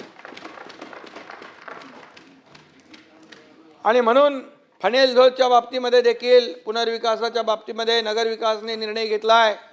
काल देखील मुख्यमंत्र्यांनी त्याची बैठक घेतली आणि फनेल झोनचा पुनर्विकास देखील ही मुंबईकरांची डोकेदुखी आहे आणि म्हणून मुंबईकरांसाठी तो देखील न्याय देण्याचं काम आपण करतोय. त्याचबरोबर डिफेन्समधले रेल्वेच्या खाली असलेल्या ज्या काही झोपडपट्ट्या आहेत, मी स्वतः रेल्वे मंत्र्यांशी पियुष गोयल यांच्याशी बोललो जाऊन, आपल्या अश्विनी वैष्णव, त्यांना सांगितलं इतक्या वर्षापासून हे लोक राहत आहेत, तर म्हणाले DPR तयार करून आणा, आपण त्याला मान्यता देऊ आणि एक प्रकल्प आपण केला तर त्या धर्तीवर आणखी देखील प्रकल्प करू, त्याच्यामध्ये कायमची डोक्यावरची टांगती तलवार भाई निघून जाईल त्यांच्यावरती, तो देखील काम आपण करतोय. आणि म्हणून डिफेन्स आहे, CRZ बाधित इमारतींसाठी सर्वकष पॉलिसी आपण करतोय आणि म्हणून या क्षेत्रातल्या सर्व इमारतींचा पुनर्विकास रखडलेला आहे, तो पुनर्विकासला चालना देण्याचं काम आपण करू. काही लोक फक्त मराठी माणसाच्या नावाने गळा काढतात, असं नाही आहे. आम्ही करतोय, मनापासून करतोय. त्यांना पुन्हा मुंबईमध्ये आणणार आणि म्हणून त्यांच्या आयुष्यातला बदल घडवण्याचं काम देखील करणार. गिरणी कामगार सचिन भाऊ त्याचं एक करत असत प्रयत्न. गिरणी कामगारांना देखील घरं देण्याचा निर्णय भाई आपण करत असता. आणि वांगणीला जे जाणार आहेत ते, जे नाही त्यांना आम्ही मुंबई MMR मध्ये घरं देतो आहे. त्यामुळे तो निर्णय देखील झालेला आहे. आणि म्हणून या ठिकाणी त्यांच्या त्यांच्या जीवनामध्ये बदल घडवण्याचं काम आपण या ठिकाणी करतोय. आणि मी आपल्याला एवढंच सांगतो अंबादासजी, आणि आम्ही तोडायची भाषा करत नाही, आम्ही जोडायची भाषा करतो. आम्ही तुडवायला आलेलो नाही, आम्ही वाढवायला आलेलो आहे. समजलं की नाही? आणि आम्हाला हे विकास करायचा आहे, आम्हाला हे सगळं भानगडी करायचं नाही. आणि म्हणून आम्ही तिकडे लक्ष देत नाही, दुर्लक्ष करतो. म्हणून आम्ही एवढं काम करू शकलो, याचा आम्हाला अभिमान आहे. आणि म्हणून काय रोज काय काय भाषा देता, काय काय बोलता, तुम्ही नाही बोलत, पण काही लोक बोलतात काय काय, म्हणजे ते 4 वर्षापासून तीच भाषा आहे. मी त्याचा उल्लेख करू इच्छित नाही, परंतु शिंदे आहे मी, आणि बाळासाहेबांचा बंद आहे. आणि माझ्यामुळे अनेकांचे वांदे देखील झालेले आहेत. आता कुठंतरी बघा, पहिले तर दारात नव्हते, पण आता घरामध्ये मिटिंगा होतात. याचं क्रेडिट मला देणार की तुम्ही? सुनीलला सांगू. आणि ठीक आहे, चांगलं आहे, करू द्या. 6 खासदार आले, स्वागत केलं आम्ही त्यांचं. का आले हे आत्मपरीक्षण करा. आणि म्हणून त्यानंतर भाऊचा धक्का आला, तो कुठे गेला? जोर का धक्का धीरे से. आणि म्हणून हे सगळं जे गमतीचं आहे. आणि म्हणून मी आपल्याला सांगतो, शिव्याशाप देऊन काही होणार नाही. तुम्ही स्वतः आत्मचिंतन, आत्मपरीक्षण करण्याची आवश्यकता. बघा, मी कधी कोणी काय बोललं तरी मी माझं मोजकं प्रतिक्रिया देतो आणि विषय सोडून देतो. मी त्याच्यामध्ये जर घुसलो तर काम होऊ शकत नाही. आणि म्हणून विकासाचा अजेंडा घेऊन आम्ही पुढे चाललेलो आहे. मी आपल्याला एवढंच सांगतो, आत्मपरीक्षण करा. सभापती महोदय, आपल्या माध्यमातून मी सांगतो, आत्मपरीक्षण करा. आणि एवढंच सांगतो जाता जाता, ए पत्थर दिल तेरा ये भरम भी टूट जाए. अरे क्या भाऊ का धक्का अभी आया क्या?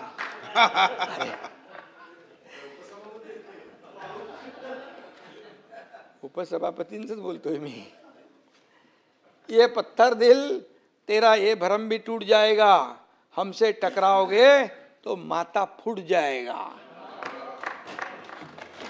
आणि म्हणून आम्हाला कुठल्याही प्रकारचं राजकारण करायचं नाही, बिलकुल.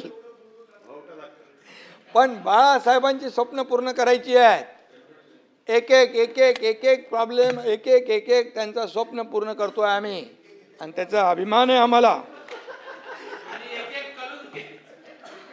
मुंबई झोपडपट्टी मुक्त स्वप्न राबवतोय आम्ही. त्याच्यात मगाशी मी सांगितलं, आता त्याच्यात मी जात नाही. पूर्णपणे क्लस्टर योजना आम्ही राबवतोय. ठाणे बोरिवली टनेलचं काम सुरू झालं आहे परब साहेब. मुंबई मुलुंड गोरेगावचं टनेलचं काम सुरू झालं आहे. बांद्रा वर्सोवाचं काम सुरू झालं आहे. वर्सोवा ते प्रताप सरनाईक कुठे आहेत, मीरा भाईंदरपर्यंत आपण पुढे जातो. म्हणजे वेस्टर्नची ट्रॅफिक पूर्ण संपली. ईस्टर्नची ट्रॅफिक जी आहे ते कोस्टल रोडने आपण डायरेक्ट फाउंटनपर्यंत जातोय. त्यामुळे हे जे आहे हे आपण जे करतोय हे प्रकल्प आहेत. धरमतर, कारंजा, खाडीपूल, रेवस रेड्डी, हे सगळे आता खूप आहे. मी जर बोलायला गेलो तर खूप मोठ्या प्रमाणावर, एक दिवस अख्खा पुरणार नाही. समृद्धी, मुंबई नागपूर गडचिरोली, मुंबई नागपूर भंडारा, नागपूर गोंदिया, नागपूर नांदेड, हे सगळे काम हे आहे ते. आणि म्हणून मी आपल्याला एवढंच सांगतोय, मेट्रोचं काय, पालघरला 3ऱ्या विमानतळाची घोषणा मुख्यमंत्र्यांनी केली आहे. ऑफशोर एअरपोर्ट काय बघा, वाढवण बंदर. पाटील साहेब 76,000 कोटी रुपये दिलेत. 76,000 कोटीची इकॉनॉमी तिथे, अर्थव्यवस्था एवढी मजबूत होणार आहे.